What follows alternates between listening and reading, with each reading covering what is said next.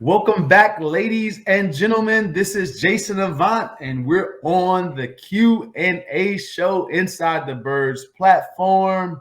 I'm always here with my main man, Quintin Mikell. But before we get to Quintin Mikell, want to say what's up to everybody that's tuning in. Thank you for sending your questions to insidethebirds@gmail.com. Again, insidethebirds@gmail.com. Make sure that you check us out. Facebook, Instagram, and Twitter.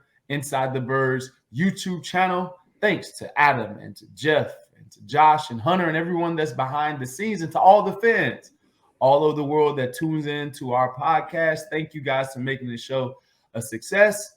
We're excited about Eagles' victory this past week, this past Sunday against the Washington football team. We're going to talk about that in depth, and we're also going to talk about that hated, dreadful, ugly star that they have in Dallas that's coming here this weekend. Q, say what's up to the people. Yo, what's up, everybody? Glad to be back. I hope everyone had a good New Year's Eve, good New Year's Day, good holidays, and have fun. And we're ready to get back and get back to it. So you might have noticed we have an addition to our crew today. All right. You see he's wearing the star, the dreaded star. All right, so we figured, we've had a lot of people, kind of asking, hey, you guys should have someone on the show. You should have, Brian Dawkins, or you should have, Asante Samuel. Well, our budget isn't really conducive for that right now. So we got my buddy. This is my friend right here, Eddie Brown from Houston, and he's a good friend of mine. He's a huge Dallas Cowboys fan, and we figured since it's Dallas week, why don't we try to figure out what's wrong with these guys? Why are Dallas fans Dallas fans? So without further ado, everybody meet Eddie, my buddy. Eddie. What's up? Thanks for having me, Eddie, Q&A. Tell us why you guys are so annoying as fans. Tell us, please. Because we were used to winning. I mean, we're so annoying as fans because in the 90s we got spoiled with all the Super Bowls and the triplets was bringing into our trophy case. So, that's what made us, so annoying as fans. But, after losing for now, 26 years, some of us has actually come back to reality. Now, you guys have a really good football team this year, Eddie. Every year you guys are winning the Super Bowl. It's all in our ears. Every every time we walk down the street, every time we go into Wawa in Philly, that you guys are going to win the Super Bowl. Sometimes it seems to elude you guys every year. Tell me about the agony of defeat because of the quality team that you have, but it seems like you can't put together sometimes. Okay, well, it all starts off, everybody always talk about how delusional the Cowboy fans are, and how obnoxious we are, as far as, the fan base goes. But every real fan was a delusional fan once before. So just to be clear, you have some fans saying, oh, I'm not delusional, but yeah, you were delusional because you thought we were going every year. To make, to bring it into your, for your question or whatnot, we're just different. I guess we get the winning spirit from Jerry Jones. I mean, he wants to win. He's going out there trying to win each and every year, but seems like he can't put everything together. And sometimes it works and sometimes it don't. But this year we actually got a pretty good team that I think that could make a little run in the playoffs.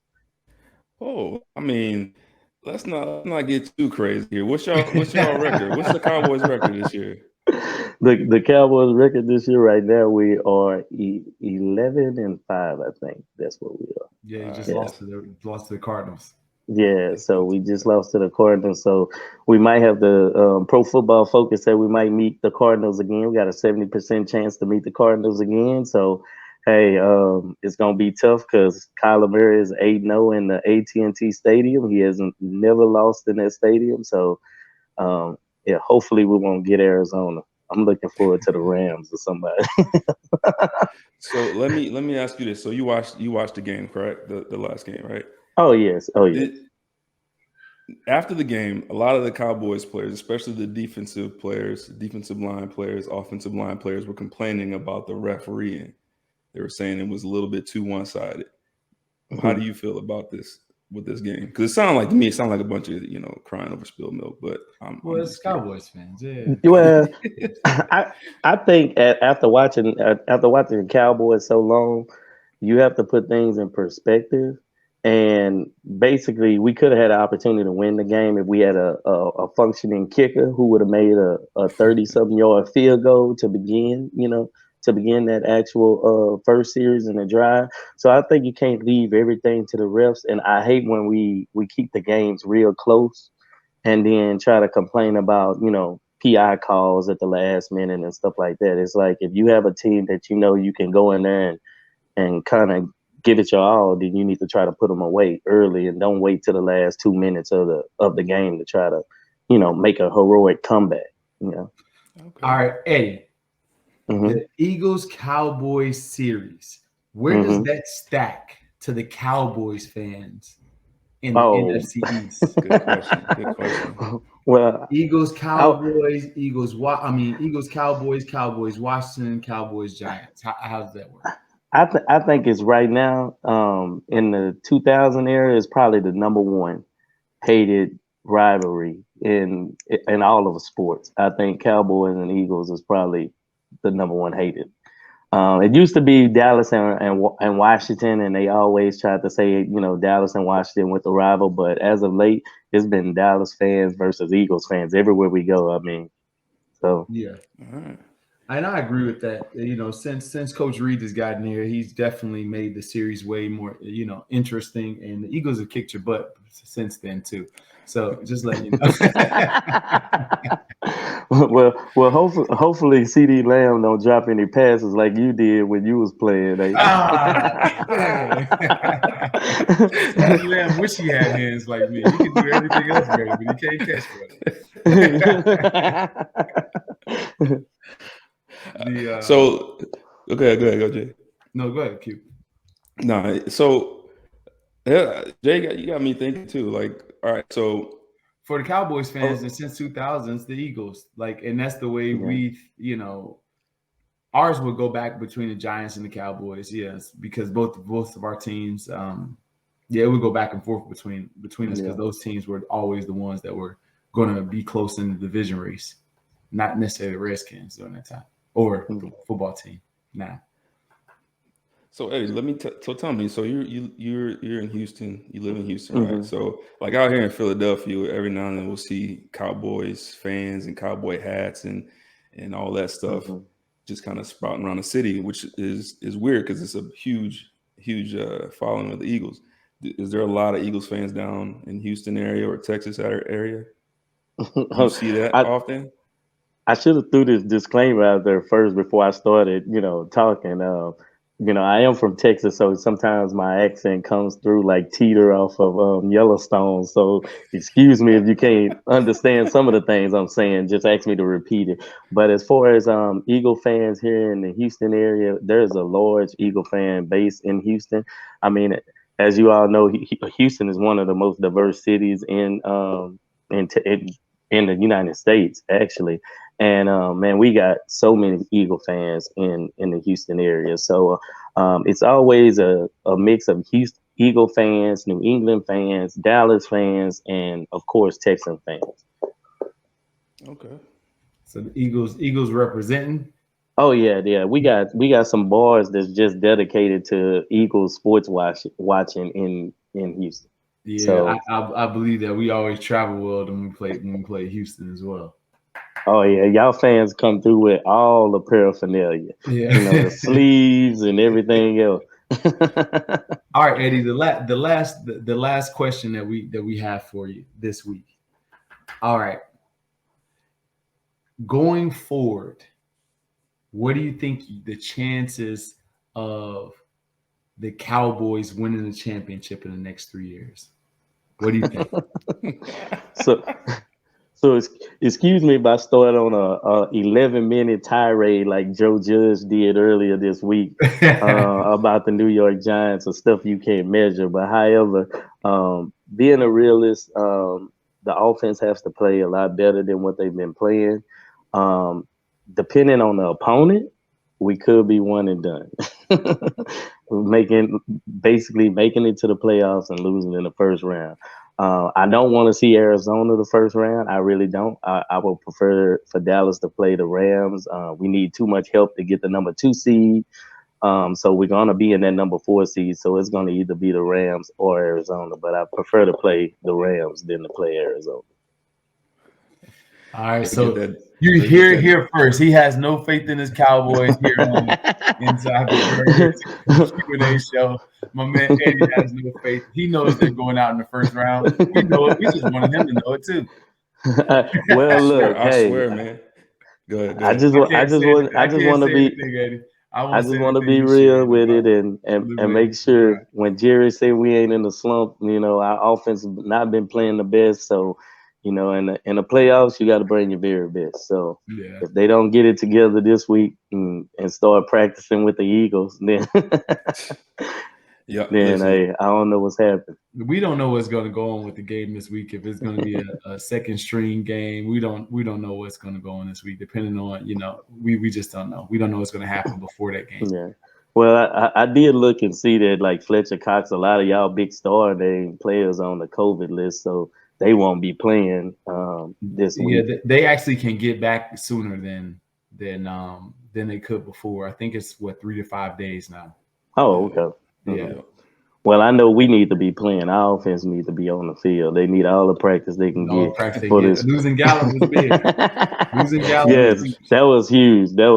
Yeah. I will say bring in AB, but he might quit on us in the middle of the game. In the middle of you don't want those problems. Y'all Dallas fans, man, y'all strike up your DeLorean, go back to the 90s where y'all got all them Super Bowl rings. It ain't gonna happen this year. It ain't gonna happen next year. Hey, well, look, we're a little bit closer than what we was the previous year, so I'll take it. Eddie, I must say that you're not as annoying as most Dallas Cowboys fans. I must say that. Oh, well, I appreciate that. I credit that to my wife because I used to be psycho when Tony Romo was playing. She had to get me in line. She was like, "You ain't getting paid for this. You might as well sit down on the couch and just watch it with the rest of it." I hated playing Tony Romo, man. I hated playing that dude. Y'all Dallas fans should have really appreciated him more because he was a really good quarterback. Well, and, I appreciated Tony Romo. It's just the fact that I don't think we had enough weapons around him when he was there. So he ended up getting hurt. So I definitely appreciate what he did for the organization. I definitely like him as a commentator now. So he definitely calls the games pretty well. Absolutely. Sweet. All right. Well, Eddie, it's a pleasure to meet you. You take it easy. All right. Well, thank you so much for Q&A for having me on. And I look forward to beating the Eagles this week. Go Cowboys. That's not going to happen. Our second string better than your second string. Our second string been playing the week. All right. We'll see. All right, my man. Take care, Phil. Okay. All right. Bye-bye. All right. My man, Eddie.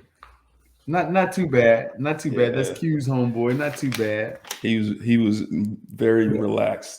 But I was pretty interested to see, where the Eagles stack to the in the Cowboys' mind, and to know that we're number one. That's worth something. Yeah. Yeah. Let's get right back. Let's get right into the game, Q. This past week. Let's talk about the postseason first, then we'll get into the game a little bit later. All right. Yep. All right. So Eagles make the postseason. They get into the playoffs. We didn't think that they would get in the playoffs, but they had the winning formula. They adopted the winning formula 9 games ago. Run the ball, throw it as little as possible. They kind of reverted the other way this game for some reason. Jalen Hurts 26, attempts, but he had more dropbacks than he normally would have. But we still ran the ball for over 100 yards, but not as much success as we normally have. But general reaction to the Eagles making the playoffs after a 2-5 start. What do you think? This team is resilient. What are you thinking? I'm just like you. I'm just as surprised. I always kind of felt early on. I'm always optimistic in the beginning of the season, and then the first game looked really good, and then there was that little stretch of like 3 or 4 games where it was like, man, what is going on? Yeah. And then, like you said, they just found the winning formula, and they've, for the most part, tried to stick to it.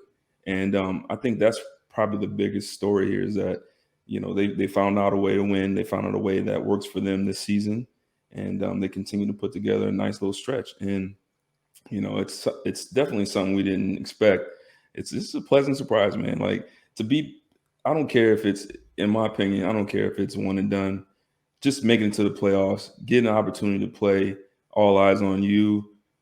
Anything can happen in the playoffs, and so it's just a very overwhelming success for this team, and I'm happy to see it. Yeah, 2-5 start. Very rarely does a team make the playoffs from that. First time any Eagles team have made the playoffs after a 2-5 start. Very much experimenting at the beginning of the season, doing that 2-5 start, realized that we are a running offense who needs to stand behind our big offensive line, play stout defense, and throw the ball when needed only. And we discovered that. I'm impressed most by the two, or Sirianni, because Sirianni, you can see his progression throughout the season. You can see him run Oklahoma's offense, getting it out on the edge, RPO only at the beginning of the season. Then he transitioned. All right, let's pass it a little bit. Let's see where his arm strength is. Let's see if he can make, or can we win with him throwing the ball 30 times? Oh, he can't do that. Let's put him under center a game. Let's see. Oh, we have some success with that. Oh, let's run it predominantly, but let's put him in a shotgun and see if he has some. Oh, we like that even better. So you can see how he began to adapt or adapt through the entire season. And so I think that was good. And the play calling for me has been really good. There's always someone open. There's always someone. There's been some creative plays where guys have been wide open. The run scheme, play calling, and its variety is off the charts. I'm talking about from pulling guards and tackles to gap scheme to zone scheme to power. Like, we can do everything in the run game, and we can do it. We can do it from multiple personnel too. So I've been very impressed with that. Who do you think deserves, like, who are you most impressed with? Is it Sirianni, Gannon, or Hurts? Over the season or this last game? No, over the season. Over the season, I'm very impressed with all three. I know that's kind of a cop-out answer, but everything that's highlighted shows the growth that this team has shown. Shows growth in Hurts, shows growth in Sirianni figuring out a way to win. But for me, I'll probably say I'm most impressed with Coach Stout, the offensive line coach. To lose, who do we lose? Brandon Brooks. We lost Siamalu. We lost Dickerson. And then we got Dickerson in. And then just forever. Malata, yeah. And just throughout the course of the season, this offensive line, no matter who was in there, they continued to get better. They continued to just maul people when they needed to. And in a way, they put the offense on their back, and they said, we got this. And and it's not just in the run game. In the passing game, I mean, they're giving Hurts time. They're giving him all day. There's been a few times where he's had to get out of the pocket early. Some of it is of his own kind of youngness, experience. But I've been most impressed with Coach Stout. I think he's done a great job with that line, that unit. Yeah, I think that's more power to Coach Stout. That's pretty sound. Like as offensive line coach, because he's literally played with all different combinations now. Yeah, Lane missed a few games because of his mental health. So everybody's been out of the game except for Jason Kelce. I think Jason Kelce even came out of the game for a few snaps.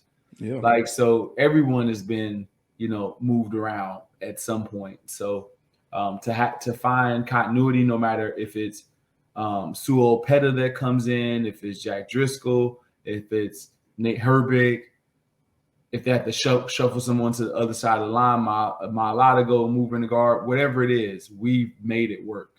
Absolutely. And it's crazy. Or Mailata move over to right tackle and let Andre Dillard play left tackle. Like, we've made it work this season. And so he definitely deserves a lot of credit. But ultimately, that falls under Sirianni. Absolutely. Yeah. What kind of playoff team are the Eagles? Dangerous, nobody wants to play, or one and done? And let's hold on. Wait.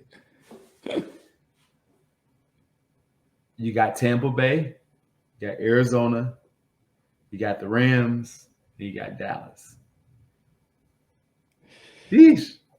Yeah, that's tough. Because we're going to be in 7. Yeah, my optimism is saying I still think even though the matchups aren't conducive for us to win, I still think this team is dangerous because they run the ball well. They've been playing well enough defense. The D line is still pretty strong. They're not making a bunch of mistakes like they were earlier in the season, especially with the linebacking core. Yeah. And a team like this that really doesn't have anything to lose, with a young head coach, creative head coach, I think this team can be dangerous because you can't when you're a young team, sometimes you don't realize you're not supposed to be there, right? You don't realize, hey, we're not supposed to win this game. We're not supposed to go against Tom Brady and win this game. When you're a young guy and you're vibing and you're feeling, ready to go, anything can happen. So I'm going to say this team is dangerous just for that reason right now. All right.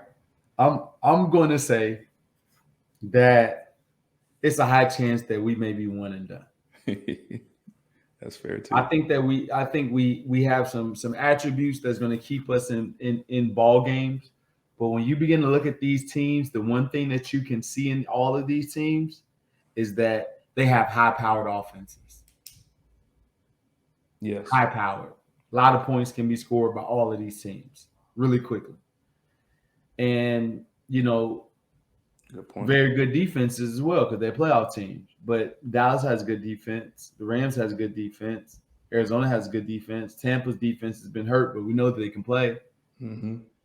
Right? So they're more of a complete team, and I don't necessarily know how Jonathan Gannon's system is going to hold up if you are allowing freaking Tyler Heineke to go, 14 for 15 in the first half or whatever it was. If you're allowing that, what do you think Tom Brady's going to do? I wanted to throw my chair through the TV watching that first half. If we're allowing that, what do you think, Dak Prescott and that group of receivers can do versus you? Or Odell and Cooper Kupp? What are we thinking about that? That's tough. It's crushing my heart. I'm just keeping it 100, and I'm just saying, and I think we can run the ball on any team, but we can't do what we just did this past game, where there were stretches in time where I'm talking about. I believe it was like 3 series in a row where we just refused to run the ball. Yeah. Early in that first half, we were down because we just refused to run the ball. And I know we ran it 34 times. We really, take that back. It really wasn't that much because Jalen Hurts ran it 7 times. Yeah. True. So you take that away, we down, right? Yeah. We down to 27. And I was really surprised we didn't put Jordan Howard in more earlier in the first half. Yeah. None of the running backs ran the ball really well. Yeah. I agree. Yeah, but I'm sure Jordan Howard is dealing with a stinger and also a not torn, but separated AC joint. He's got an AC joint. So I can see why they weren't. He wasn't in there. But the AC area, limited range of motion, hurt when you get it hit. Yeah. So it looked like that on a few runs that he had, that he was bracing for contact a little bit. Yeah, them AC joints. Yep. Which potential Western Conference opponent is the best matchup for the Eagles? Which is worse? Who got the best matchup for the Eagles? Which is worse? That's tough, man. I think the best matchup probably is Dallas.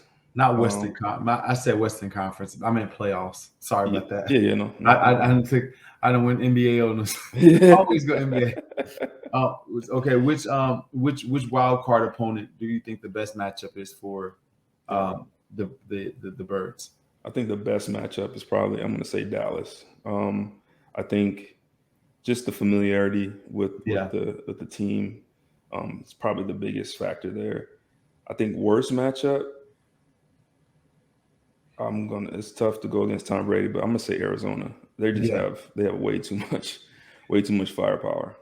I just think that the running quarterback in our scheme and what we have to do with Kyler Murray and being so fast and how explosive the offense can be, I hate that dual element of a quarterback being able to pass it and throw it. I think that's just a nightmare for our team and just in general. Yeah. Right. So I don't love an Arizona matchup. Everyone else I can say is probably about equal. Yeah. Because you dealing with statues, Tom Brady, Stafford, Dak is not. He can move, but he's not going anywhere. So I would think one of those three over. I think Arizona is that matchup where nobody really wants to play Arizona just because of how dynamic Kyler Murray can be. It's a defensive coordinator's nightmare. Absolutely. Yeah. AJ Green, you got. Is Hop back? Hopkins is not playing right now. I don't know if he's out for the season. I think he may be back though. But you got Christian Kirk there. You have the other receiver. You got Zach Ertz there. About that. Ooh. Yeah, you got players there. You got a few good players there. Yep. All right. So listen, the Eagles they haven't beaten. This year, we haven't beaten a team over 500. Are you concerned about that? We haven't beaten a team in an entire football season that has a better than 500 record. Right? Yeah. That's hard to do. Yeah. That all of you go over our wins, like the Saints and the Carolina Panthers, who ended up being a bad team. Like we thought they were good wins. Like, no, we haven't beaten any of the teams that we had a chance to. We had a chance to have the 49ers, had a chance with the Chiefs, a lot of teams, and we squandered those opportunities early. Got a bunch of bad teams late. We end up in the playoffs. So yes, I'm concerned. I'm concerned a bunch, actually, because these teams are the upper echelon of the National Football League that we're facing now, and we just don't have the resume that matches up against their resumes. Well, yep. There you have it. There you go. How valuable is playoff experience? From your experience, how valuable is playoff experience? I think it's. I don't know. I think it's very valuable in the sense that the week of preparation up to the game. I think once the game starts, after the first couple of plays, everything kind of turns back to normal. But I think the preparation is more important during the playoff week. How are you studying? How are you taking care of your body? How are you resting? How are you going back all the way to the first game of the year and trying to find some little things in tape that can help you? I think that, and then not only the film study, but then in practice that week, the intensity of practice has to go up. Intensity of practice has to be ready because it's now or never. It's one and done. So I think the preparation is the most important thing for the playoff run. So Washington and Chicago last year made the playoffs. The experience really didn't help them because neither team is going to make the playoffs this year. However, I think that playoff experience is paramount, not necessarily just to a team, but also to players. Yeah. Getting a rookie into the playoffs to see that the game can even get a little bit faster, that the refs will hold their whistle a little bit more, recognizing that it's different experience where guys are playing like there is no tomorrow. The game gets more intense. You have to deal with that, just like basketball players have to transition from the regular season to the postseason and how different the game is called and officiated. The same is true with NFL playoff football. The game becomes faster because no one wants to go home, and the referees are allowing guys to play because they don't want to be responsible for the outcome of the game. You have to do something egregious in order to get a call in the playoffs, right? Yeah. It's a little bit less, a little looser when it comes to the officiating. So I think that experience of that only helps the player for next time. And can it help a team? Yes, it can help a team if they have the same players on the roster. But once people start moving around, it can help the team less. But individual players, it helps out a bunch. So that's my thought process about the playoffs. So I think getting into the playoffs, getting that experience. Just think about the kid. What was the kid that gave up the touchdown against the Vikings when we won the Super Bowl? The Saints. Was it Williams, the safety? Like he was a rookie. It was a corner. Marcus Williams was a rookie. Like that's a terrible example as far as experience. But that kid will never.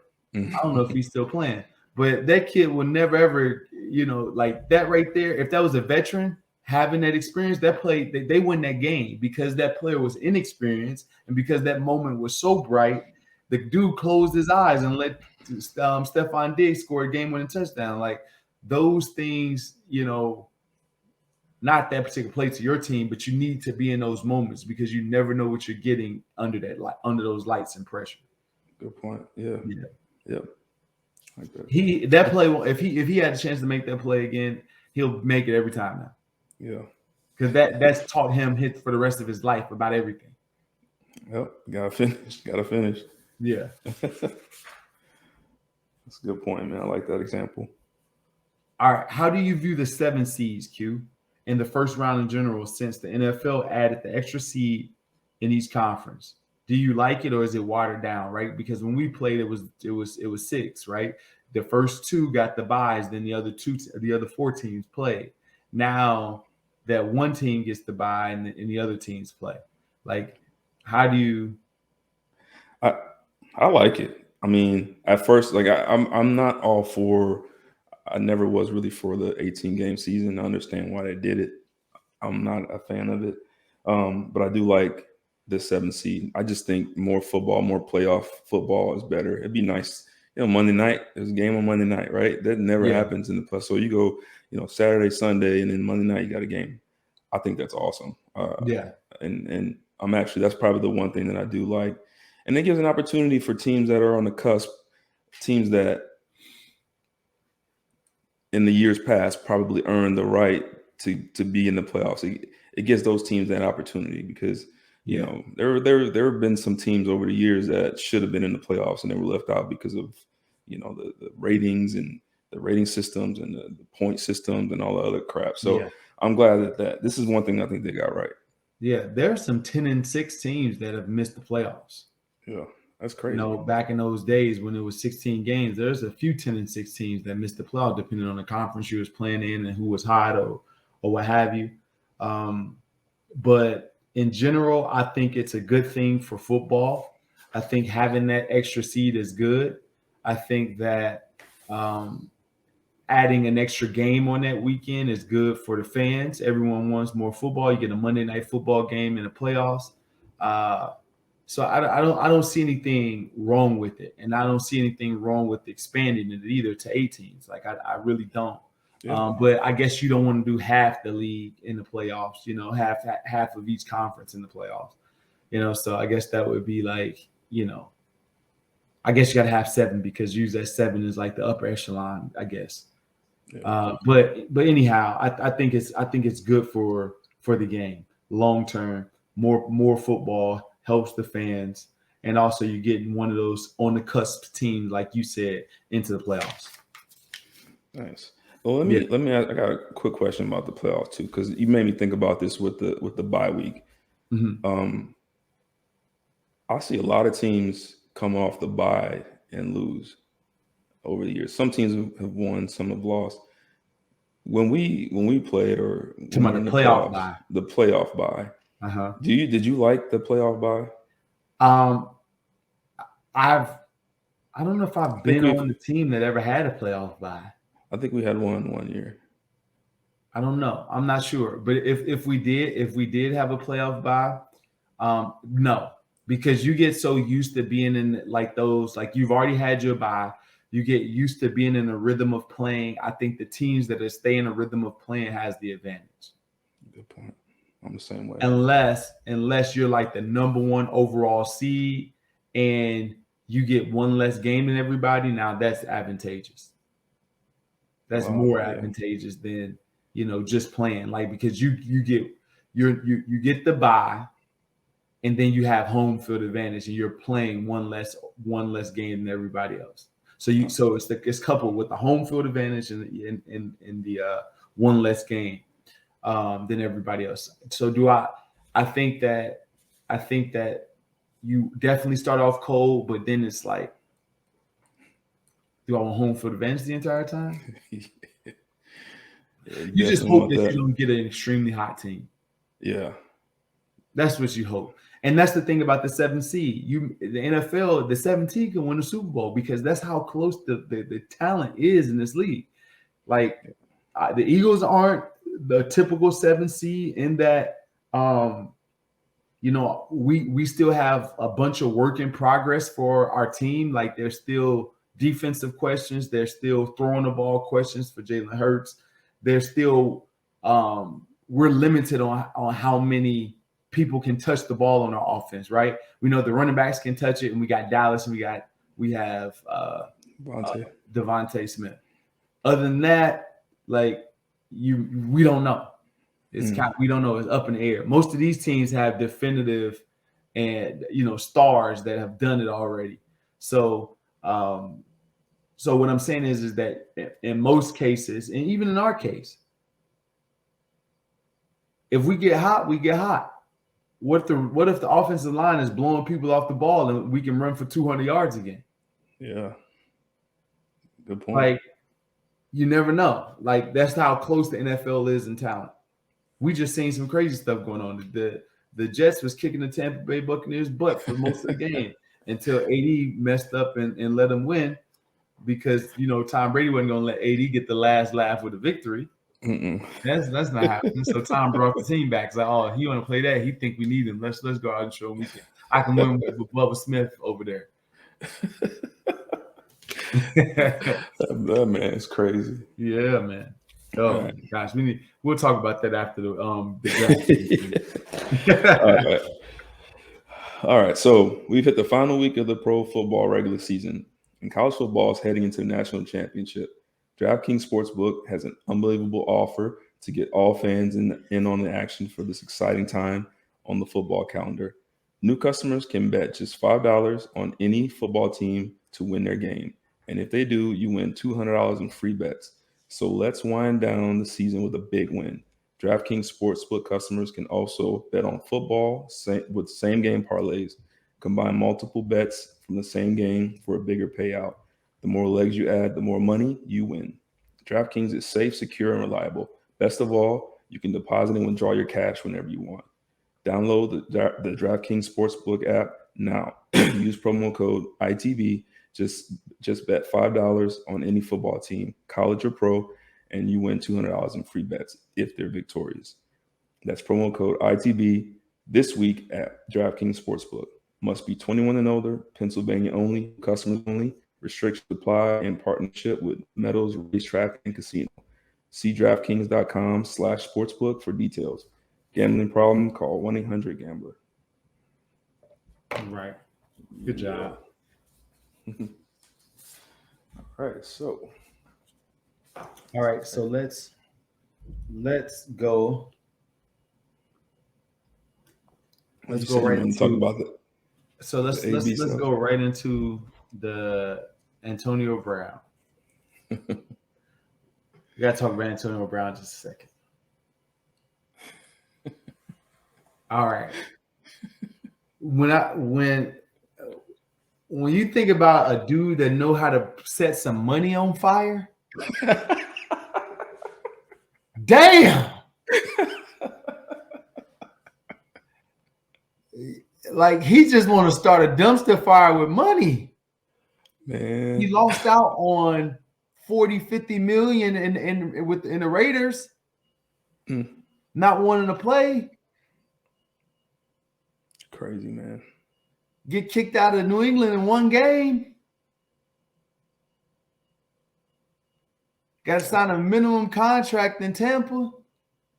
Was about to sign a max contract in Steeler land before they kicked him out of there, before they got him out. Like, how much money can you throw away as a person? You can't get $50 million back unless you hit on crypto in 2013. Yeah. Are you kidding me? Yeah. Stop it, man. Something ain't right there, man. So that's one aspect of it. But then to be so delusional, I don't know if you've ever saw one of his interviews. His interviews are so scatterbrained and just filled with false information and this sense of just a God complex that's bigger than Donald Trump's. Like it's out of this world, and it's like, man, like when you have so many people, so many takers around you, so many, and that's the only thing I can think of. He has so many takers and people that will yes him to get what they want. That he bought into the hype. He's bought the whole thing. Mm-hmm. That land of hype that's across the street. Give me 35 acres of that land of hype. That's what he has. Smoke and mirrors. Let me get all of it. Delusional. Illusions. Give me all of that. Crazy, man. And he's made it in his mind where he's something that he isn't. Man, we're flesh and blood. We're football players. We're not deities. We're people. And in your life, you got to treat people right. No matter how much money you have, no matter how talented you are. And if you try to cut the corner, life will catch you. And life will make you turn around and take the stairs. And you've been so used to cutting the corners in life that when it's time to take the stairs, you begin to think that you're being mistreated. Mm-hmm. That's deep. Come on, AB. Gosh, dog. Now, I understand the people that are saying, you know, he may not get his bonus and he was mad about that. And no. The story says that he was mad because Gronk was getting targeted more. It's a whole nother game. And you know Tampa plays to the end. Tom Brady plays to the end. He gonna get you them 8 catches, them 3 catches, that 50 yards, that touchdown. He gonna give it to you. He gave you 10 catches last week. And the definition of a 30-year-old, 2-year-old, 33-year-old, 4-year-old. Stop it, man. And that's what happens when you get a bunch of takers around you that tell you sweet things and nobody tells you the truth. That's my take. Yeah. Hey, I can't even add nothing to that. That was spot on right there. Gosh, dog. That's crazy, man. Like, boy, just throwing money out the window. I don't want you no more. Don't make no sense. Money in his hand, he take it back to the bank and say, I don't want it. Shoot, give it to me. I'll do something with it. Gosh, dog. That's crazy, man. That's crazy, man. Let's talk about these. All right. Eagles started slow again, Q. Mm-hmm. What do you see when it comes to them starting slow? The only thing I can think of is they watched the tape, they put on the tape, they saw the Washington football team get absolutely embarrassed the week before and probably felt that it was just going to be a cakewalk. They were going to just show up. Washington was just going to lie down and then let them do what they wanted. So I think mentally that was the feeling I got from the game. Oh, they just thought that Washington was going to just let them win. So to me, it started there with the mentality and the preparation. Offense has kind of always been kind of a slow starting thing, but the biggest thing for me is defensively. We did not attack at all the first half. We didn't. I don't even think I saw one pressure, one blitz, one stunt. Yeah, it was like 7-on-7 out there the first half, and it wasn't until we got creative in the second half with the pressures and changing up the coverages and stunts that we started to affect Taylor Heineke and make him force him to make mistakes. And so to me, the biggest problem with the slow start, especially on defense, was just too soft of a defense. And I don't mean soft in the sense of not hitting. I meant soft in the sense of coverage wise, just sitting back and reverting back to what it was earlier in the season. You can get away with that. I agree with the trash quarterback. Heineke's not a trash quarterback. If you give him time, he can be accurate. Mm-hmm. He's an NFL quarterback. He's probably an NFL backup quarterback, but he's an NFL quarterback. And if you give an NFL backup time in zone coverage the entire time, he's going to be able to inoculate it. He's going to be able to figure it out and be able to get the ball and put the ball and go 14 for 15. Oh my God. He'll be able to do it. Yep. So I just think that at some point you have to take chances. And this defense that we've seen that first half and some of these halves of the Jets, remember the Jets game? Yeah. Where there was points being put up, right? 4 straight times down the field they scored, the Jets game. Yep. Rookie quarterback too. Exactly. We're going against the upper echelon soon in the playoffs. That got to be corrected. You got to go after people. You have to win games. You can't expect people to beat themselves, not in the playoffs. It's good teams versus good teams. And that's the difference between playoff teams and regular season teams. Regular season teams that don't make the playoffs beat themselves. Playoff teams, you have to beat them. That's the difference. Yeah. They're not going to miss a lot of tackles. They're not going to turn the football over. They're not going to blow coverages. They're going to make you beat them, and you have to earn it the hard way. And in order for a pressure to come, you have to go and get it. You can't just sit back and play zone and expect them not to pick you apart. You just cannot. They're going to pick you apart because these are good teams. So we have to adapt a different mindset. And this coach has never been a coach in the playoffs. So the chances are that he does what he's been doing all season is very, very high. And with the right talent against it, it can be a problem. Yep. It could be a problem. I don't know if you've seen Jamar Chase go for 11 catches for 266 yesterday, 3 touchdowns or whatever that was. But a lot of that stuff that he was catching, especially that one he caught the curl route and then made everybody miss. That was zone coverage. He was wide open in zone. And check it out. Those are the type of athletes that you're playing against now. Yeah. This is not Little Sister to Mary. This is not Sims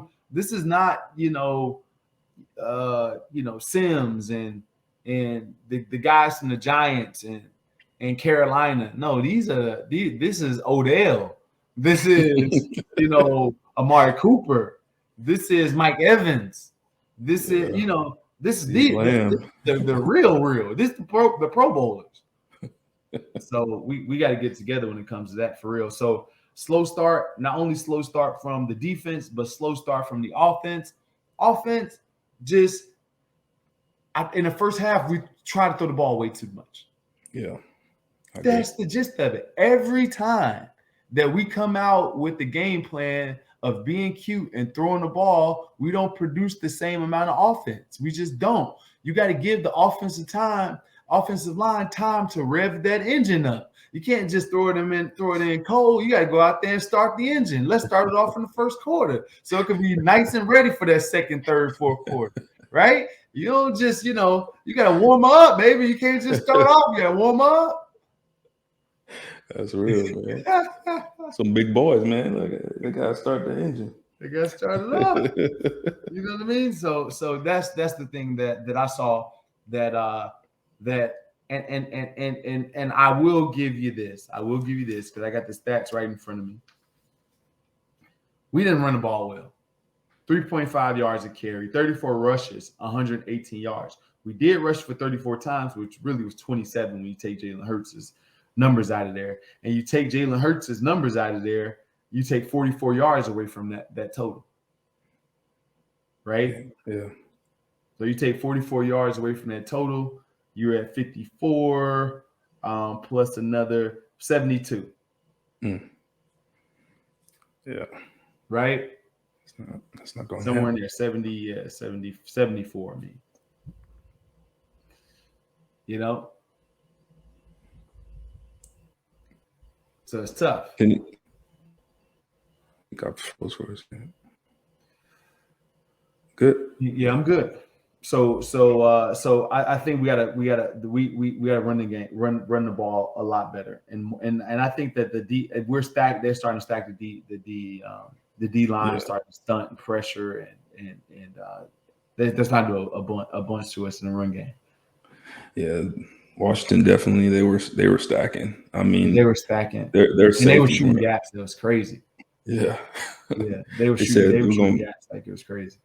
They're gonna try to force. They're gonna force Hurts, and this is like you were saying. This is what's gonna happen in the playoffs. Teams are going to. They're gonna force Jalen to beat them. They're gonna say, we take away your run game. We don't think that he can throw it 30, 40 times a game and beat us. So, I will say this though. For me, watching Jalen this game, even though he missed on some throws, I think this is one of the best games I've seen him play in a while. Seemed like he had command of the offense. Seemed like he was making the right checks at the line of scrimmage. Seemed like he had more confidence in the pocket. And he's getting more accurate on some of his throws. And, the one when he scrambled off and he threw it kind of across his body to Greg Ward. Mm-hmm. Now there was that was dangerous. 4 guys right there, but I still like the throw. I still like that it was a play. Took a chance on it. He just made a play, absolutely. Yeah. So he's starting to see the field, and that's very promising. That is. I know you're going to miss throws at quarterback. I even like the one he threw to Devontae Smith, the one down deep on the left sideline where he overthrew it. Very rarely do you see him overthrow a ball, right? So Devontae Smith got to stop fiddling with the defender and run, right? Those are the things that he's going to have to do and learn. Is that when you're getting by a defender, don't look back for the ball until you stack them, and then you look up. You don't look back. He's looking back. Mm-hmm. So, and what I mean by that, if you go and watch that play, Devontae Smith, he's running down the sideline and he's looking back toward the quarterback. When you look back toward the quarterback, your shoulders are open this way. Therefore, you cannot run full speed in this direction. It's very, very hard to. You have to keep your shoulders going in the same direction in order to maximize your speed. And you don't look back, you look up because the ball should be in the air. Therefore, your speed never cuts down and you can run through a little bit faster. Those are little things that are fine, like small, just small, like tuning, little things that can be that can make a difference between a completion or not. And that one there, if he is running through, stop fighting with this guy, run through, look up instead of back, he may mess around and get a hand on that ball. The other one that he missed, which I agree to you, I thought it was a really good game. He had some really nice darts. The one that he threw to Dallas Goedert on the right sideline on the corner route, that was a good throw. He had one on a deep curl to Devontae Smith that was good. A couple of overs, a couple of tip balls that were just right there. Guys got covered. He still threw the ball, gave him a shot. They got tipped, but it was the right read, right decision to make. And hopefully the guy can make a play, but they shouldn't have been that close to you on an over route. At Devontae Smith, I should never see you get covered on a deep over route man to man. Like, you should be ashamed of yourself, son. What are you doing? It's the easiest damn route to get open on. You got to run across the field away from body. You run a 4-4. You can't get covered on that. Just a word for the wise. When you're running a crossing route, you run the crossing route. When they start to cut you, you stop and act like you're not running the crossing route. It's getting to stop their feet and keep going. It's the easiest thing you can do. I hate that route. Yeah, it's like you remember how I used to run. I would go over there and I would do like 4 moves in between. Stop it, start it, stop it, start it, stop it, start it, go. Like, what can you do? If you're on my pace, you want to get over there before I do? No. What if I stop and come out? You know what I mean? They don't know. That's one of the dude. That's one I hated that route. I hated covering it. I hated seeing it. Even when I was a deep safety, I hated covering it because most receivers, no matter if you're fast or slow, you're gonna outrun somebody if you're just running straight to the other side of the field. Like, and then the quarterback knowing nobody over there, so he just gonna chuck it up there. It's one of the over route people we're talking about. It's you go from one. Basically, it's called over route because you go from one side of the field and you sprint to the other side of the field. Yeah, that's basically. And you shouldn't be covered on it. It's always open. Yeah, you shouldn't be covered on it. It's like a shallow cross. It's very hard. And man to man, that was man to man. You can't get covered on it. And the last throw that I thought that he could have made if he would have just been a little bit more patient is the one to Quez. They got Quez matched up on a linebacker on a freaking wheel route. He got too horny. Jalen Hurts did. He got too horny. Like, just chill. Pump the safety. Don't pump the defender. Defender he not going for the pump. Pump the safety in that situation because the flat defender is looking at the guy. He ain't pumping for that. We don't need him to be pumped because it's Quez on him. He can't run with him. Pump the safety. Get the safety away from the play. Yep. Right? Yep. Pump the safety. Get him away from the play. Get him to just chill. Then put the ball up. Nice and easy. Nice, but he was rushing because he pumped it. He pumped, and now when he pumped over there, the safety's halfway over there. Yeah. And now he's like, hold, let me get the ball up and down before the safety gets there. When he can just put some air in the safety's nowhere to be found if he can like look at the safety, you know. Yeah. So little tweaks getting there. Yeah. Should the Eagles rest their starter? Oh, hold on. Before we get to that, Rodney, safety play. Yes, sir. Doggone Rodney McLeod with that interception. Boy, did you see that interception? That was beautiful. Oh my goodness! I was yelling at the team. No, he did make that play out there. That's the best play we made as a team. Period. Any position. That was beautiful. That's the best catch we made all year. Can you think of one that was better than that? Maybe Dallas on top of the guy's head, but that was the beautiful hard catch. Hard catch for safety. Hands on. I was like, it normally hits the ground. Wait, what'd you just say? It normally hits the ground because most of that thing. That's just fact. No, that's the classic bang your hand against the ground, act like you got some hands when you really don't. You know I got nothing. I probably would have dropped it. Hey, looking at the hands. Man, everybody know you have it. Hey. As long as they don't catch it, I don't care. That's what I used to tell myself after I dropped interceptions. I was like, well, as long as they didn't catch it. Oh yeah, you had to get some encouragement. So you had to go over there and give yourself make myself feel better, man. You know, it's fast breakup. It's fast breakup. There you go, PBU. That's why we started. I don't know. But that was a great play. Great play. Yeah, not much great pressure by Jonathan Gann, and just letting them go right down the field. Let them get in field goal range. Let them get in position to score a touchdown. Just right on down the field. Just mosey on down there. Just we'll usher you right in. Rodney, no, we're not. That play, they were in a single high man defense, and Rodney had a great break on that throw. It was an overthrow. The tight end was kind of sandwiched, so he had to kind of sail it over. Mm-hmm. But if you go back and watch that play, Avante was letting that slot guy come free right down the middle, right where Rodney was supposed to be. So if Heineke just pumped it like what we were just talking about, if he pumped it and came back to that seam, we'd be saying something completely different. Yeah. I was shocked that we didn't bring pressure on that last drive. Yeah, it was crazy. He was just sitting back there comfortable. I was really shocked. Yeah, it's you got to go after people, man. You got to take the games, So you got to take it, and that's a good veteran play by Rodney though, because Rodney understands that. And now this is going to get a little bit deep for some of the fans. Like when you're in a single high safety, you're in the middle of the field, you're the middle field safety. You know what routes can beat you, and all go special can beat you. That means there's like a deep over from number 3. Number 2 goes up the seam, and number 1 to your side is on an all go, and the backside guy is on an all go. If you're in cover 1, that can beat you, or cover 3, single safety middle, it can beat you. So Rodney playing the chances, right? The outside guy's going to be on. He's not going to be able to get there in time anyway, but he can affect 2 and 3. So process of elimination.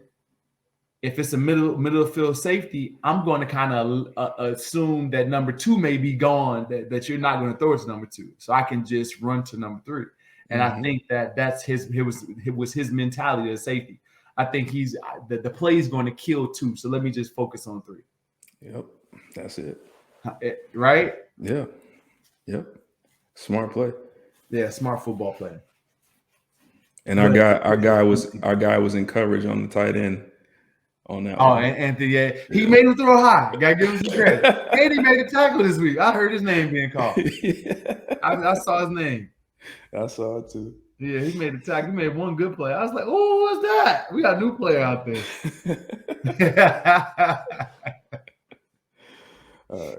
All right. Let's get should the Eagles rest their starters this week versus Dallas? No. Oh. Got it. Well, I would say let them play either the first quarter or first half and then let them rest. I don't think a full game. I don't think a full game is going to really. I don't know. I just never liked the idea of resting guys for an entire game. I feel like entire game, right? I feel like you just lose a little bit. We were talking earlier about you lose a little bit of the edge and the timing. You lose a little bit of. You get a little rusty. And so I would say maybe one quarter for certain starters. Some of the guys I would definitely, maybe 1 or 2 series. I would approach it kind of like a preseason game for most of my bets. But they got to play at least. I mean, the young starters, they got to play at least, a first half. I mean, that's just me personally. I know you don't want to risk injury and all of that, but I feel like you just lose something when you don't play for an entire game. Yeah. Well, I'm with you. It's just not enough players for you to realistically not play the entire game anymore. Yeah. Like somebody's going to play. You can't rest all of your starters because it's not enough of you. And you can't put the entire game in the second string's hands because the people that's on second string, guess what they're doing when first string is out there? They're playing special teams. Mm-hmm. So you expecting the second team to play offense, defense, and special teams? Like it's I've done it in the preseason. I've done it in the game, real game too. But you don't have much left. Mm-mm. So I'm with you that they should play some. Even if it's the first quarter, the second quarter, because you want a healthy team. You don't want a game where guys are pulling hamstrings because they're tired and the starters aren't out there and all that stuff. And once you come out of the game, you want to be out of the game. Yeah. No. Right? Yeah. That's the hardest thing in the world in National Football League. It's not like basketball where the coach sub you. And you're like, go sit at the end of the bench and you got to come back in. Like once the coach take you out of a football game, it's so hard to get back up again for it. It's a wrap. Man, like your mentality is just gone. It's 60 people out there. You over there talking. You eating sunflower seeds. You done asked Big Dom for a hot dog, man. Give me one on the way back in the locker room. You over there chilling. And to try to get back in the mentality of competing in the national football level when you've been chilling for an hour, 30 minutes, it's tough, man. That's tough. That's a tough ask. So make them play it all at once and then don't put them back in. So either like a first quarter, first half, something like that they should play. Yeah. All right, let's do this Manscaped read and get on out of here after these questions. All right, support for the Q&A show is brought to you by Manscaped, champion of the world for men's below-the-waist grooming. Manscaped offers precision-engineered tools for your family jewels. And they just launched the 4th-generation trimmer, the Lawnmower 4.0. You heard it right, 4.0. Join over 2 million men worldwide who trust Manscaped with this exclusive offer, 20% off and free worldwide shipping with code QA at manscaped.com. Imagine shaving with the sleek, well-designed, optimized trimmer that makes shaving time your favorite time in the bathroom. I've tried the 4.0 and I'm blown away. The craftsmanship and details are second level. Nobody wants to get hurt down there. You know what I mean. So Manscaped engineered the ultimate growing and body trimmer by focusing on intelligent functionality and an incredibly comfortable grooming experience. Their 4th-generation trimmer has a cutting-edge ceramic blade that reduces those accidents thanks to their advanced skin-safe technology. You got to be comfortable down there. This upgraded trimmer also has a multi-function on and off switch that can engage a travel lock and has a 4000K LED spotlight that can turn on and off for more precision on your shave. The new lawnmower even allows you to customize your trim with guard lens sizes 1 through 4. How about wireless charging? The new wireless charging system uses electromagnetic induction to help the battery last longer. Men, you can't use the same trimmer on your nuts and face. Nobody needs pubes in their mouth. Get your own ball hair and body trimmer with Manscaped. Make me time the best time like Jason Avant always does. Get 20% off and free shipping with code QA at manscaped.com. Your balls will thank you.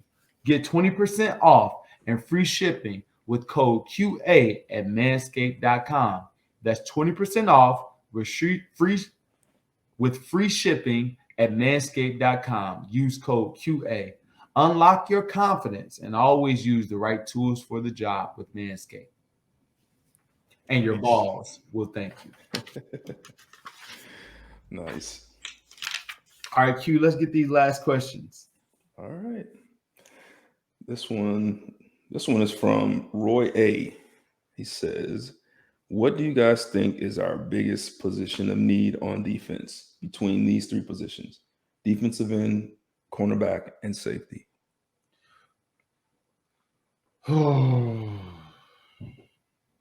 The biggest need on our defense would probably be another corner. Even though I would say, like, you got to go. Like, so if you're looking at it from a general manager's perspective, defensive end first, cornerback second, safety 15. Sorry. Okay, all right. Messed up, man. Hey, but listen, stop messing with you. What position won the game?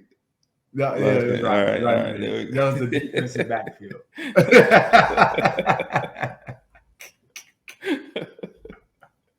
Let me stop. But if you're looking at it from the general manager, they're always going to pick a D end over a corner. Always. They're always. If there's a defensive end available and a corner available, they're going to pick a defensive end. But right now, we can use. I'm assuming he's talking about an off season, so we can use either a defensive end or cornerback. It's hard for me to say.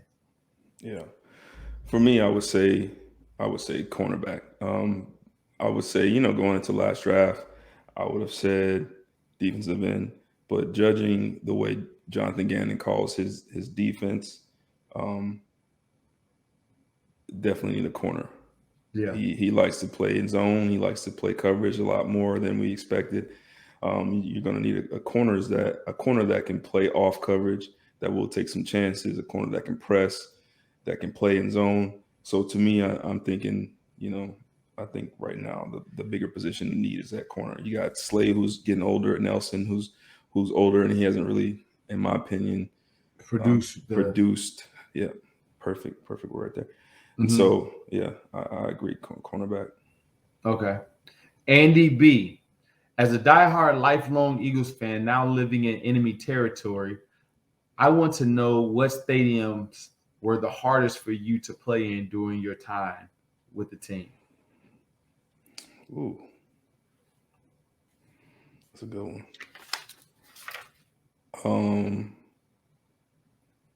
The first stadium that came to my mind with this question was Superdome. I don't know what it is about that place. I don't know if it's the dark ceiling, the crazy loud noise. Yeah. You know, obviously the offense has been good when Drew Brees was there. Their offense was crazy good. Yeah.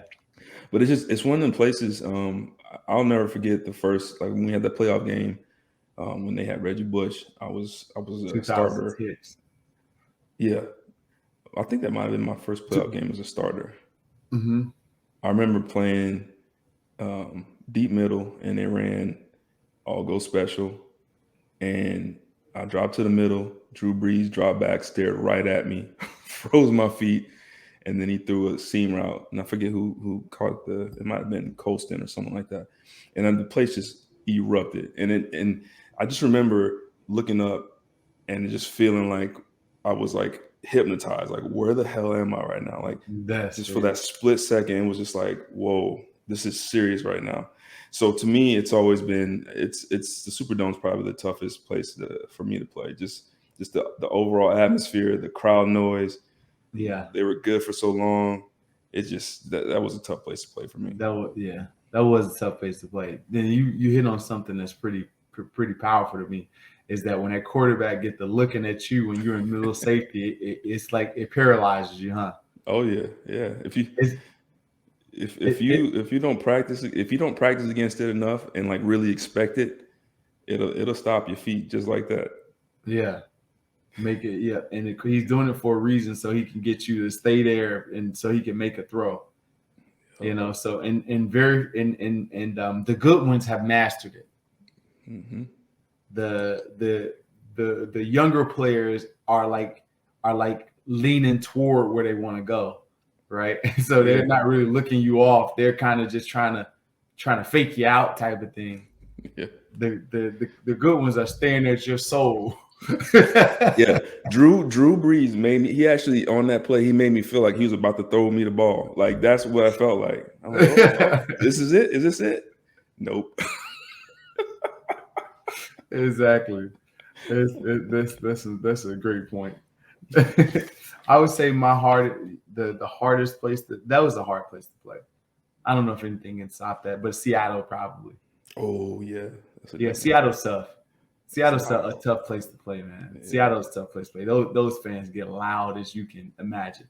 And their stadium is before its time because it's designed and engineered to keep noise in, right? You got a lot of engineers and tech guys out there that probably went to town on that stadium as far as maximizing the acoustics and the decibel level and all that stuff, right? So that thing gets loud. And so when they're rocking, and you would think when they got a first down that somebody just, there was an earthquake that happened. So it gets loud, and it can mess up everything when it comes to your offensive game plan because when it's that loud, guys are going to jump off, going to false start. You're going to miss a play or two, and if they can affect the 5 plays in a game, that's an advantage. That's crazy, yeah. You know what I mean? And they're affecting it. They're causing 3-4 people to jump off. They're causing a couple missed assignments. I didn't hear it. Somebody got tackled doing the quick screens. The guy that was blocking didn't get it. Like it's a lot of chaos that they create with the fans there. That's a good one. I forgot about Seattle. Yeah, Kansas City's like that too. I was just on the opposite side. Yeah. Cool, man. That is the Q&A show, ladies and gentlemen. We drop every Thursday morning at 6 a.m. Inside the Birds YouTube channel. Inside the Birds YouTube channel. Make sure that you send your questions to insidethebirds@gmail.com. Insidethebirds@gmail.com. I am Jason Avant. Got my main man, Quintin Mikell, on the other side. Thank you guys for tuning in each and every week. We appreciate all the fans. To Adam and Jeff and Hunter and Josh, everyone that's responsible for Inside the Birds. Thank you guys. Q, you got the last word. Yes, sir. As always, great. It was a great time, great pleasure. Had a lot of fun today, as always. And like I say, man, I always learn something. So appreciate it, man. Eddie, thanks again.